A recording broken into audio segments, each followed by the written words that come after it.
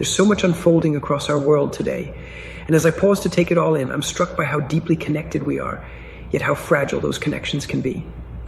Let's begin in Gaza City, where the conflict between Israelis and Palestinians continues to grind forward with devastating consequences. Israeli operations persist, and warnings from UN officials paint a picture of a looming humanitarian catastrophe driven by hunger and displacement. The suffering is so immense that an Israeli official has even raised the grim prospect of Gaza City's destruction if the war drags on. It's a brutal reminder that wars are never fought in the abstract.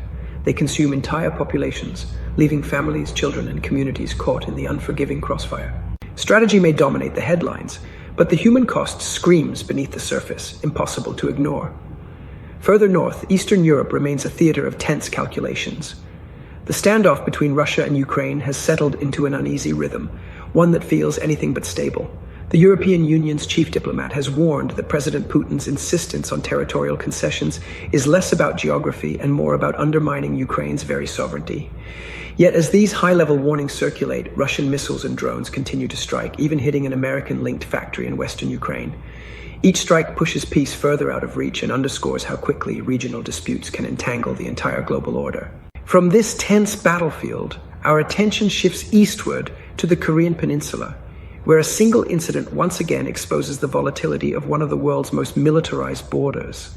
After South Korean troops fired warning shots near the line that divides the peninsula, North Korea immediately accused the South of provocation. Compared to open wars, such an incident may seem minor, but at a border so loaded with history, ideology, and weaponry, even a single gunshot carries the potential to ignite something far larger. Away from the headlines of war, tragedy has struck in another form. A massive bridge, stretching 1.6 kilometers and rising 55 meters above the water, collapsed mid-construction, killing at least 12 workers. It's an awful reminder of the silent risks carried by those who labor to build the infrastructure we so often take for granted.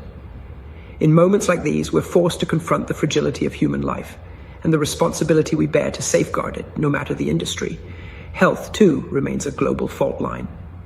In South Africa, a cut in U.S. aid has severely limited access to HIV medication for vulnerable populations. This isn't just a question of policy or budgets. It's a matter of life and death for countless people who rely on those treatments to survive.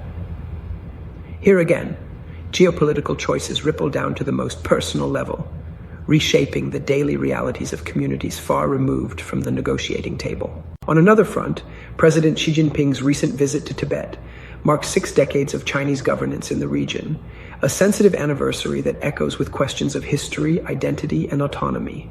Such milestones are not just symbolic,